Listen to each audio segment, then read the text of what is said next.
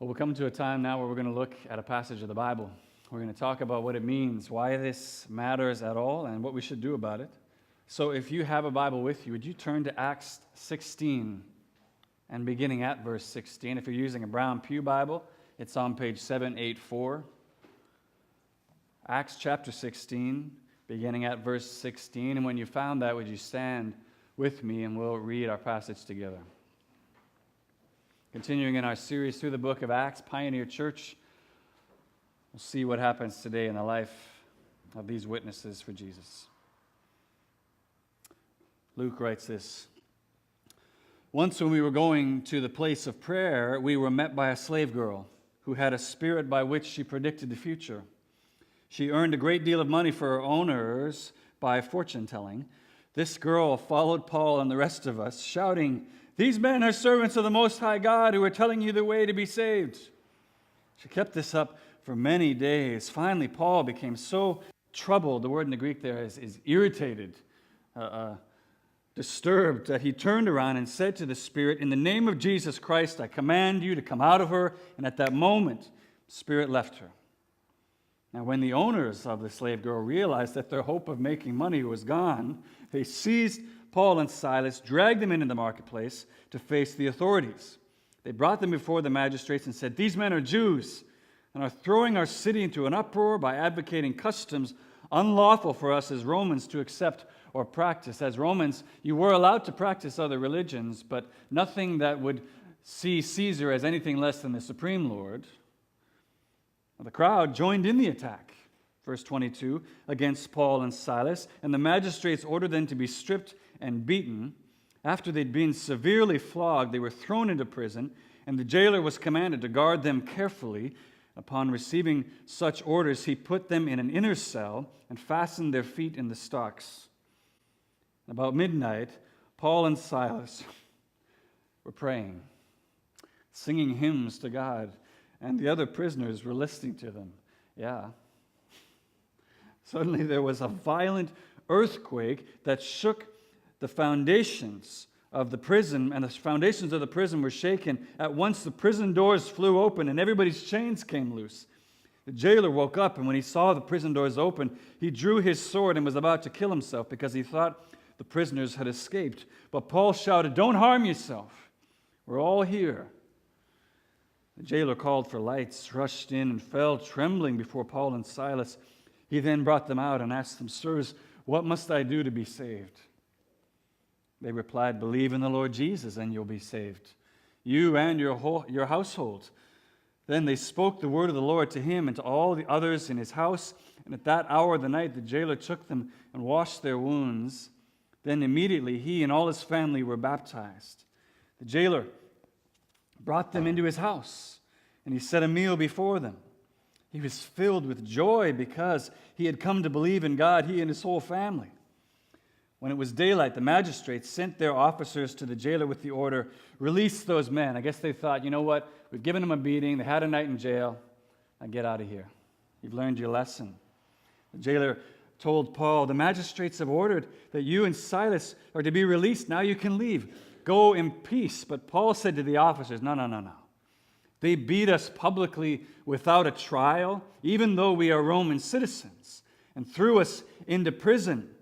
Now, do they want to get rid of us quietly? No. Let them come and themselves and escort us out. The officers reported this to the magistrates, and when they heard that Paul and Silas were Roman citizens, it was unlawful, you see, to flog a Roman citizen or to imprison them without a trial. When they heard they were Roman citizens, they were alarmed.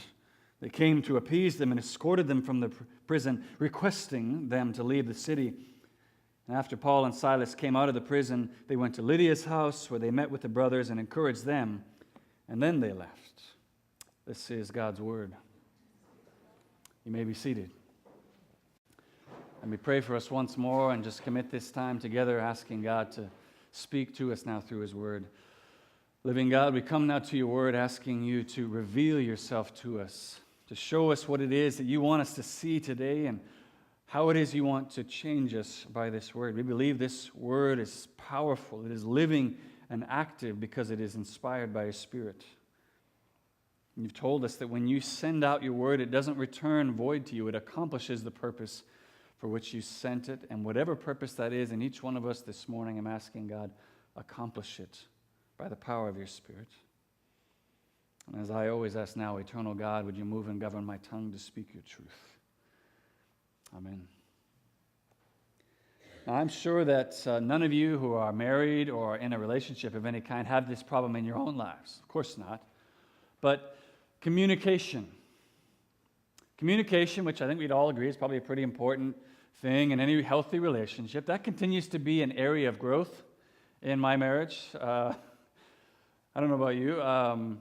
Whether that's tone of voice, way you say things, or maybe it's the amazing ability that my wife and I have to hear a very simple question from somebody and interpret it, hear it with the most insulting, angry, horrible intent possible.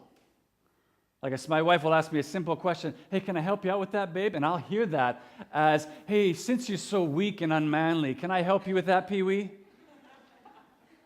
Or, hey, should I send you a text to remind you about that? Gets heard as, since you're such an incapable moron, should I hold your hand through this so that it actually gets done for once? I don't know why we do that. I'm not sure why. All I can say is very clearly, God's not done with us yet. There's more work to be done. Another area, other times communication difficulties arise, and maybe you can relate to this, is because we apply a different definition to a word than was intended by the person speaking, or texting, or writing, whatever it is. We apply a different definition. The easiest place to see this is in a word like fine. Now, at a certain age, every man comes to know that that word is a bit of a minefield when it's encountered, because you don't know which meaning it has. Now, I'm a pretty direct person in my communication. If I ask my daughter in the morning, I text my wife, how you doing? They say, fine. I'm going to be like, great, you're good, let's move on. But of course, it's not that simple. It's not that simple because context, body language, tone, all those things can take a word that means good and make it totally not good just by those simple pieces. And it's very hard for us. Pray for us as men as we try to work this out. Whether you're a man or a woman here today, I think we all struggle in that particular area of communication because a lot of times we'll take a word and apply the meaning we want it to have. Why? Because it's the meaning that serves our needs the best. I'm busy, I don't have time to deal with a big crisis, so you say fine, I'm going to just say, well, she probably means good, and go on, just because I'm just applying the meaning I want it to have. And I think we do this in all kinds of areas in our life. What I want to suggest is that we even do this when we read the Bible. When you encounter words like saved, rescued, immediately when you hear that, probably not, and a person in here doesn't think of somebody being pulled out of a burning building or a car wreck or some situation of danger or difficulty being pulled out. But if we try to apply that one definition, that one understanding of rescue to every single occurrence in the Bible, we're going to find it pretty difficult to interpret a lot of passages. It's going to not work out. For instance, like 2 Timothy 3:11. Here Paul is recounting his really harrowing experiences in a lot of the cities that we've been looking at through the book of Acts. Iconium, Lystra, Derbe, places where he's received death threats, persecutions of all kinds. One place is even stoned, remember, left for dead outside the city. And yet he still, when he recounts his remembrance of all these hardships, he still says, yet the Lord rescued me from all of them. Huh? The Lord rescued you from all of them, really? Yeah, well, okay. I guess if not dying means being rescued, yeah, okay, you're rescued, sure. But come on, we're going to interpret when he hears about a death threat in Iconium and gets out of there ahead of time, that's being rescued. We see that as being rescued. We're going to have a hard time understanding you being stoned and then thrown outside the city left for dead as also being rescued. But you see already what that reveals to us is a breakdown in our communication. Breakdown in our communication with Paul, with God's Word, because we're trying to apply one definition of rescued to what Paul says there when it's very clear he's got a different, or at least a broader definition of what he's talking about. Why do we do that? Well, I think it's because we want rescued to always mean rescued from, rescued out of some situation, whatever it is. But the problem with that is throughout the Bible, although there are times when rescued means that, many times rescued doesn't mean out of trials, it means through them. And I think the reason we do that is probably even unconsciously is because when we're praying for rescue for something ourselves, asking God, rescue me out of it, I've received a cancer diagnosis, I've got money hardships, I've got a difficulty in my marriage, my kids are blowing up their lives with bad decisions, whatever it is, what we're saying is, God, get me out of this. Rescue me. Saying, God, I want you to rescue me from these situations. I'm not asking you for strength or grace to make it through. Get me out of here. So in light of that, I'm praying what we're going to see in our passage today is going to help improve all of our communication with God and His Word a great deal, because we're going to see that, first of all, we can't apply the same definition of rescue to every place we see it in the Bible. It doesn't always mean rescued out of. And secondly, what this passage does, it gives us some clues as to why God chooses to rescue us out of some hardships, but much more often chooses to rescue us through them. So I want to frame our discussion here in this passage by looking at it in three ways. I want to show you rescued from hardships, rescued through hardships, and then God's purpose in both. Rescued from and through hardships, God's purpose in both. So if you close your Bibles, would you open them again to Acts 16, starting at verse 16. Follow along with me as we look now at a witness to a jailer. So let's look first of all at rescued from hardships. Rescued from hardships. Now, this is the definition that everybody likes. This is the good one. Okay, this is the one that you see in every TV drama series, Marvel films, whatever it is. Rescued out. You're rescued from the danger. And as I said, I think it's the definition we also tend to apply whenever we're praying and asking God for rescue in our own lives as well. And what's really encouraging, let's just let you all off the hook right now. This is one of the definitions the Bible uses throughout for rescue, rescuing us out of difficulty, out of peril. The Bible does speak of rescue this way. We see that definition even in our own passage here this morning. Look at verses 16 through 18. Now, to give us some context, in verse 16 there, when it talks about going to a place of prayer, Paul and Silas, they're going to a place of prayer. You need to know that's not a Jewish synagogue. That's the first thing we should say, okay? There is no Jewish synagogue in this Roman colony of Philippi. A place of prayer is this same place way outside the city, down by a river, that a couple of days ago Paul and Silas had been ministering, having like a ladies' Bible study there. They meet this woman, Lydia, seller of fine purple cloth. She's basically like the Donna Karan, Vera Wang of the first century, and she gets saved. Her whole family gets saved. It's a beautiful scene, but it happens at this place of prayer way outside the city.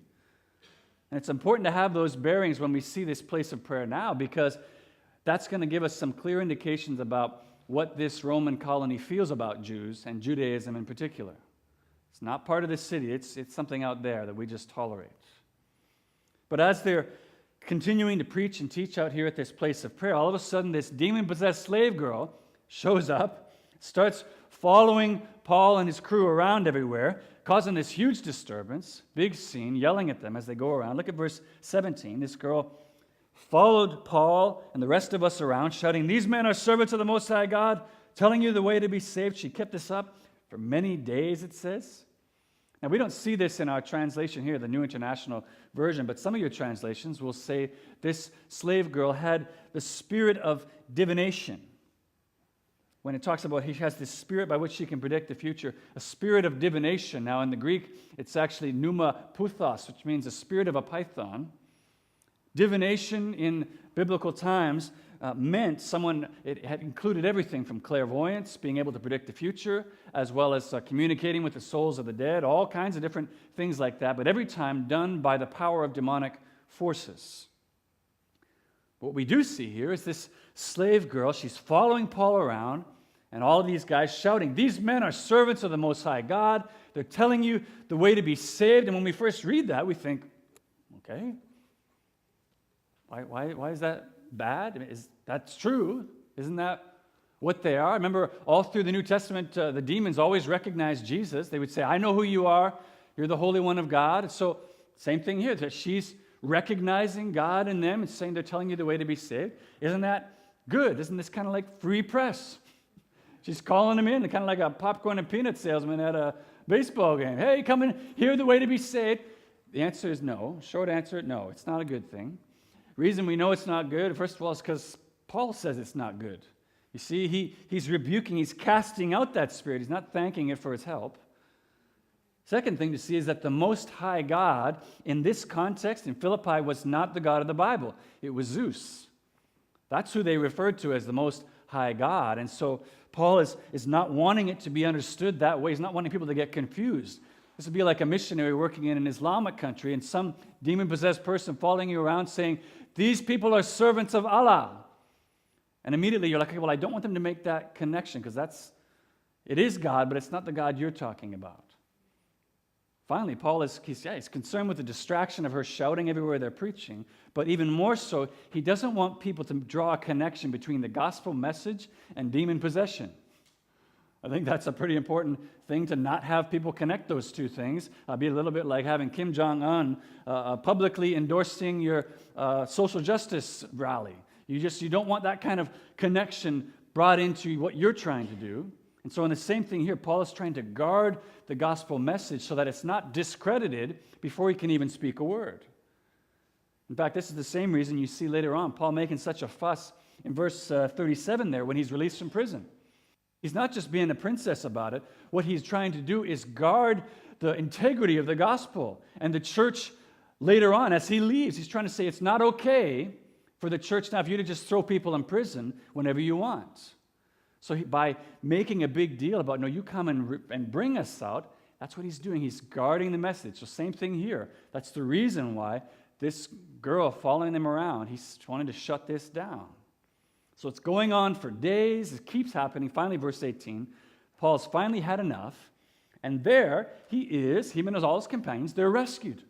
They're rescued, saved out of this demonic attack by the power of Jesus, as Paul exercises this spirit of divination in this slave girl. So they're rescued. I think it's important to say this girl, she's also rescued.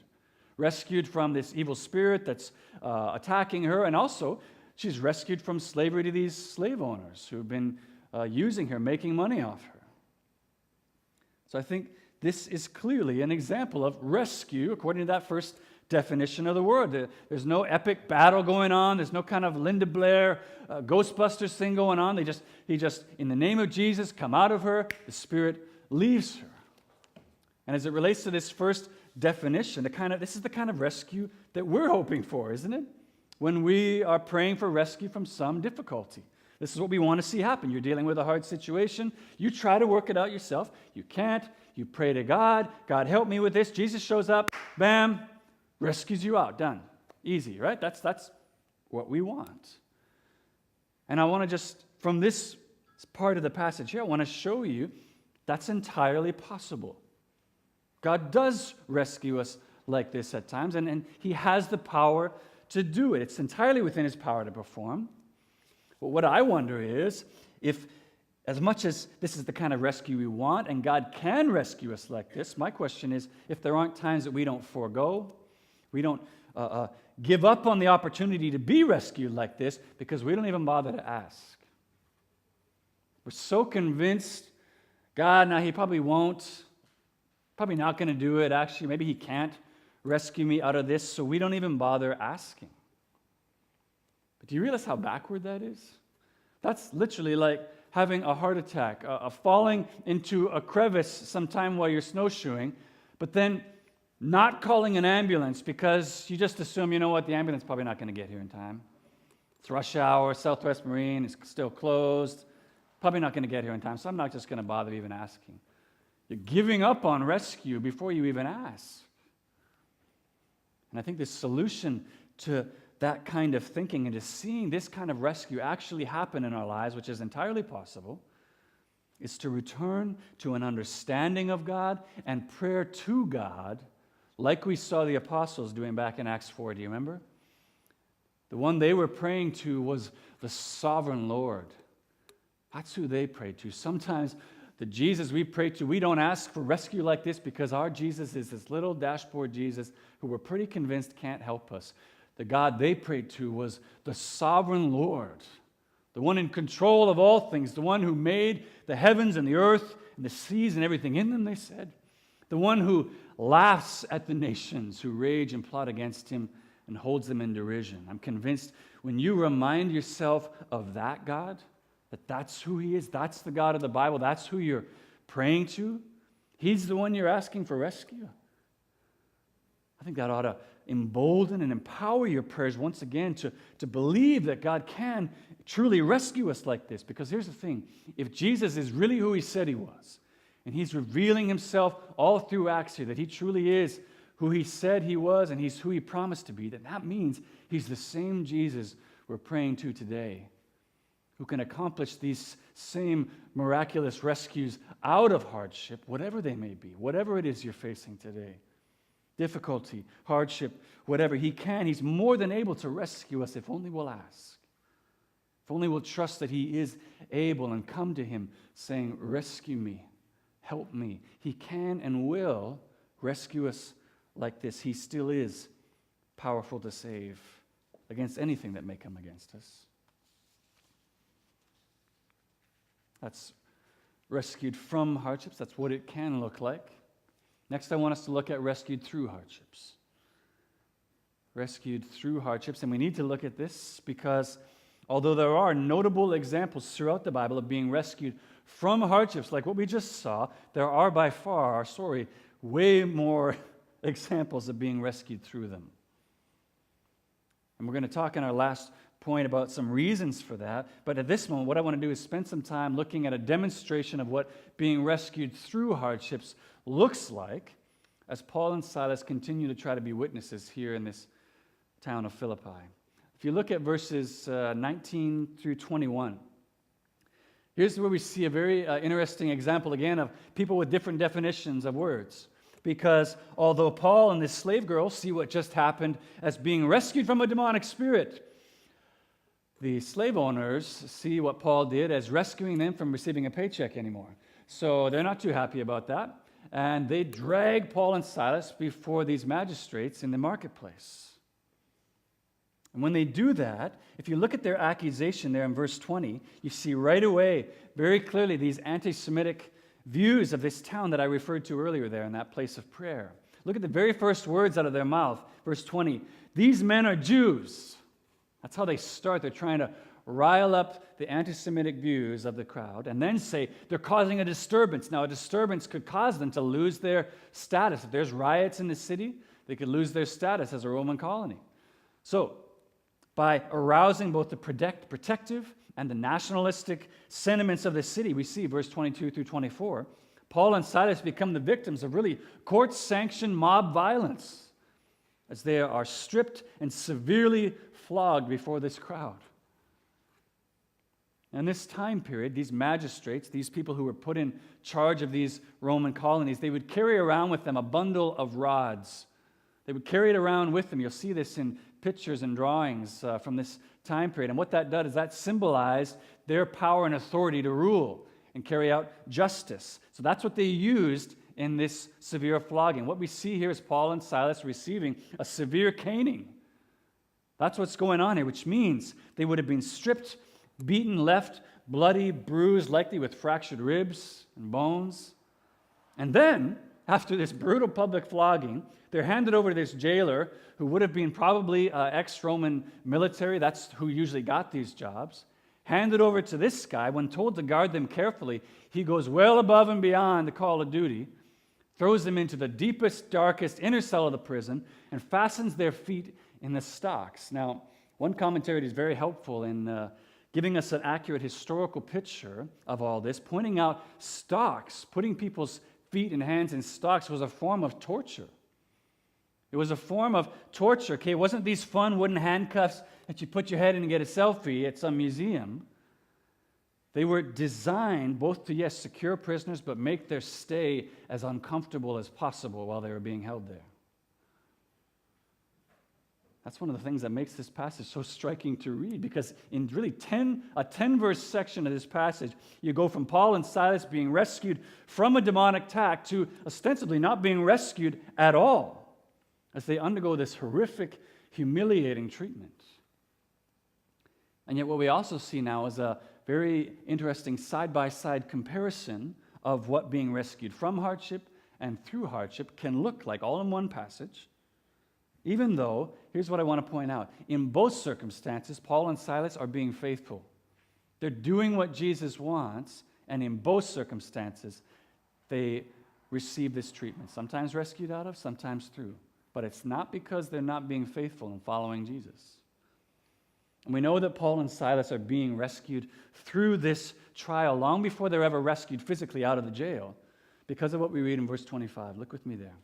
At the end of this horrific day of corporal punishment at the hands of this angry mob and then this overzealous jailer, we read this, verse 25, about midnight, Paul and Silas were praying and singing hymns to God, and the other prisoners were listening to them. And you read that and you think, how in the world could they do that? How could they be singing hymns and praying to God after suffering like that? And the answer is because in this circumstance, they're not being rescued out from this hardship. They're being rescued through it. And I don't know what hardships all of you are facing this morning right now. I know some of them because I know a lot of you, and many of you have been brave and bold enough to share those things with me so we can pray about it. But let's be honest, we're also pretty skilled at cleaning up before we come to church on a Sunday morning, and so we might not know. I have no doubt that even in this room right now, there are people suffering unbelievable hardships and things in their lives which you don't even see, in which they see no hope of escape when that rescue will ever come. Wherever you're at this morning, I pray that you will know, or that you are knowing right now, the sustaining grace and power that God grants his children as he rescues them through hardships, just like we see Paul and Silas knowing here. How can we know it? How can you experience it? Well, one way is what we've already talked about a few times now. What Paul mentioned a few times ago in Acts 14, having an expectation, first of all. An expectation that suffering and hardship are a part of the Christian life. To not be surprised when these things come. That's the first way we can know rescue through. Remember, Paul's loving heads up to the congregation was, we must go through many hardships to enter the kingdom of God. And no, not because God's abandoned you, but because Christianity was never meant to be an escape from the realities and suffering of living in a world still broken by sin. It was meant to be a transforming, sustaining hope in the midst of it. But the other way to know and experience the sustaining grace as God rescues you through hardships is to follow the example that we see Paul and Silas giving us here in this passage. Because here's the thing. We look at Paul and Silas praying, singing hymns to God, and we think of that as the result of their being rescued through hardship. And it's amazing to us. We think that's incredible, and it is. But what I'd like to suggest to you is that maybe, perhaps just maybe, their singing and their praying to God was not the result of their being rescued through hardship. It was the means of attaining it. What do I mean by that? Consider what Paul wrote to this very church that he planted here in Philippi years later. Philippians 4, verse 4 through 7. Let's listen to what he wrote to them. Rejoice in the Lord always. I'll say it again. Rejoice. Let your gentleness be evident to all. The Lord is near. Do not be anxious about anything, but in everything by prayer and petition. There it is. There's their pattern. With prayer and petition, with thanksgiving, with praise. Present your requests to God, and the peace of God, which transcends all understanding, will guard your hearts and your minds in Christ Jesus. Do you see it?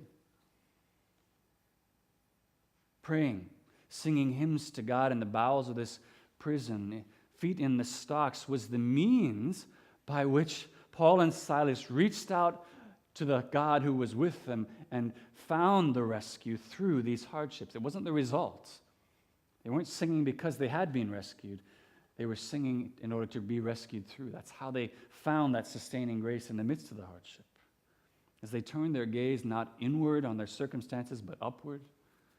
As they fixed their eyes, as the author of Hebrews tells us, not on themselves, but on Jesus, who for the joy set before him endured the cross, scorning its shame. That's how they were rescued through hardships. And I believe it can be just the same for you and I today. Whatever hardship we are facing or will face, I swear to you, in some of the deepest and most darkest dungeons in my own life, when I was enabled by God's grace to take my eyes off the hurtful thing in front of me, the pain, the anger, whatever circumstances were happening, to lift my eyes back up to Jesus, sometimes with no prayer at all on my lips, just to lifting my eyes to him. I've experienced myself some of the most tender, most loving embrace of our Father. And even though none of the circumstances didn't change at all, my experience of them became radically altered as I then was able to access that rescuing through those hardships, turning with praise, with singing in the midst of the hardship. And as you turn your prayers and praises to Jesus in the midst of your hardships, I believe you can know that same rescue yourself. As the 3rd century Christian historian Tertullian wrote of this scene, he was commenting on this very passage, and he said, "The legs feel nothing in the stocks when the heart is in heaven."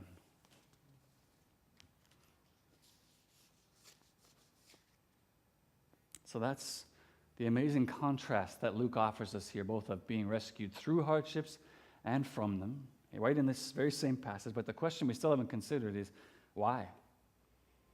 Why does God allow us to go through these hardships at all? And more to the point I made earlier, although he's able to rescue us out of these hardships, why is it that God's plans so much more often seem to be to rescue us through them? Well, listen, this side of heaven, we need to recognize that there's always going to be mystery to God's ways of operating. We're not given all the answers. But I think this passage here gives us biblical warrant to suggest some ideas anyway, as we look finally at God's purpose in both. God's purpose in both rescuing us from hardships and through them. Verse 25 left us with Paul and Silas singing in the stocks. The very next verse shows us the kind of rescue from hardships that God was able to offer at any point earlier, but he chose not to. As he sends this violent earthquake that just blows the doors off every cell in the jail.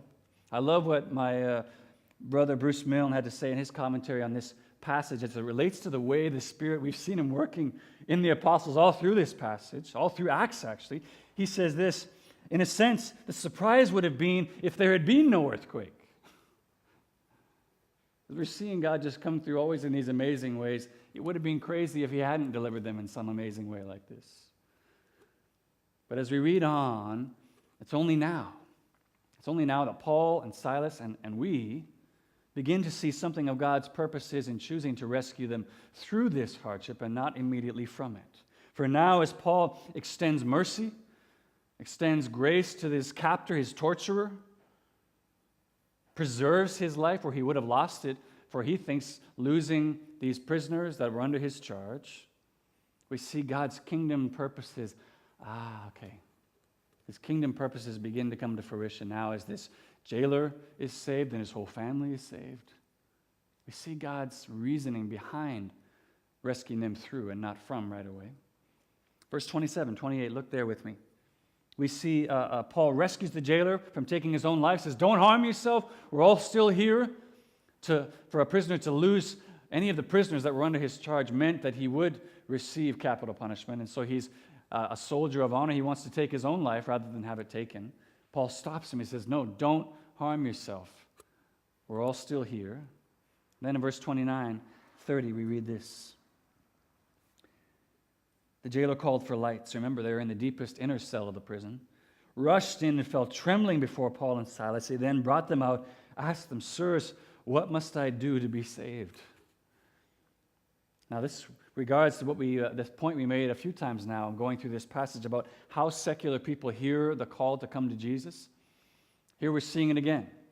This jailer, although he's humbled, he's willing to do whatever it takes, he still hears the call to come to Jesus as the call to do something. What do I have to do now? What rules do I have to start doing now so that God will love me and save me? He still hears it as something he has to do, which gives Paul now the amazing opportunity to present him with gospel freedom. Verse 31, beginning there, he says, "Believe in the Lord Jesus and you will be saved." That's it. Simply, he's just saying you don't have to do anything. There's no hoops to jump through. There's no card to sign, no place to give your money. It's been done for you already. All you need to do is believe, and you will be saved. And he does it. He does believe. He and his whole family come to believe the gospel, and they're saved, they're baptized, and then in this beautiful display of a gospel community that's now being created, he brings them into his home, feeds them a meal. Verse 33, you see, as the early church father Chrysostom wrote, "Now the man whose sins have just been washed now washes the wounds of Paul and Silas." A beautiful display of gospel community that's now been formed. And no, it's not everything. We're not given the whole answer, but I think this story alone gives us some really helpful insight as to why God might rescue us from some hardships. He might rescue us out of them, but more often than not tends to rescue us through them. First thing we see is one of the reasons he does that is because he wants to strengthen and grow our faith. I mean, we see God rescues Paul and Silas through this hardship in order to grow their faith and trust in him as they see God's ability to rescue them once again as they put their faith in him, as they keep their eyes fixed on him. I believe that's one of the same reasons God brings us through hardships as well, to grow us, to strengthen us in the midst of these things. But the bigger answer, and this might be hard for us to hear, but the bigger answer, and you see it all through chapter 16, is that God has a plan. He's got a purpose that he's accomplishing in the world. And in this instance, his plan is to expand his kingdom and grow his church in this town of Philippi. He wants to save Lydia. He wants to save that slave girl. He wants to save the jailer and his whole family. That's what he's doing. And as his witnesses are willing to faithfully follow where he leads them, as they're willing to go where he calls them, give whatever cost is involved in following him, they get the amazing privilege of coming along for the ride. Remember, we talked about that last Sunday. You're yoked in now with Jesus, so where he goes, you come with him, which means sometimes you're going to go through some hard things. But listen, what that means is that we set ourselves up for regular, crushing disappointments. Whenever we get this wrong, we believe that the Christian life, we come in with an expectation that we're going to present our life plan, our purposes before God in nicely written stationery and ask him to just sign off on that. You're going to be disappointed every time when you do that. We see God as a magic genie who's going to help us fulfill our requests. He's going to just help us accomplish our own purposes in life. I don't know why we do that. I don't know where we get that from this book, that the purpose of God in our lives is to help us fulfill our own purposes. That's not what this is about. And this passage, one of the blessings of it, the hard blessings of it, is to show us again, that's not how God works. That's not how he designed it to work. He's going to accomplish his purposes in the world, and he's going to invite us along to be a part of them. But at no point is he going to stop to consult us and say, hey, what do you think I should do next? It's his purposes. As someone has said so well, God is not part of the story of our lives. He's not a part of your story. We are all bit players in the story that he's writing. He's accomplishing his purposes, and he just invites us in to be a part of it. And you're going to be confused and discouraged every time when we confuse those things and we think God's here to help us fulfill our purposes. He isn't.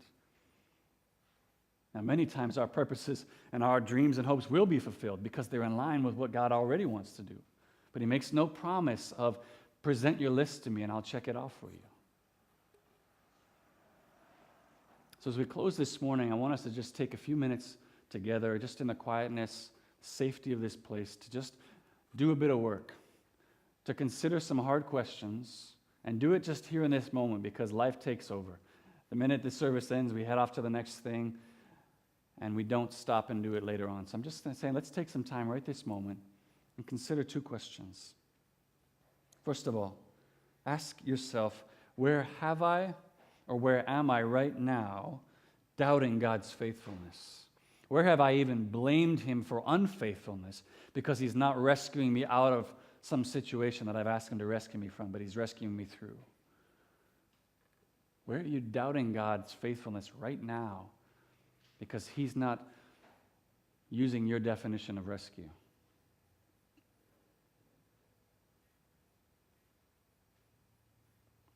As we said last Sunday, you don't put God in your debt.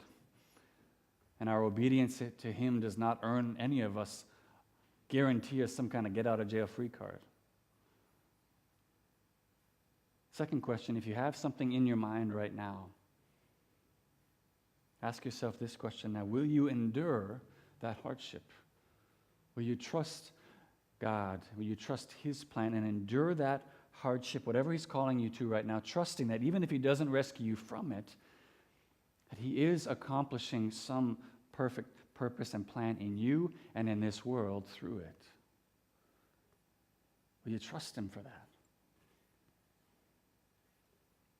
I pray you've seen from what we looked at this morning how a deepened, broadened, truly biblical definition of that word rescue, it can dramatically improve your communication with God and his word.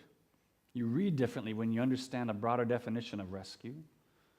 But I pray it's also helped expand your understanding of the purposes of God in our life so that you can continue to trust him and reach out to him even when he chooses to take you through some hardship and not rescue you out of it. We'll never do that without his help. So let's pray right now. Ask him for that rescue, trusting him to hear it and accomplish it as he chooses.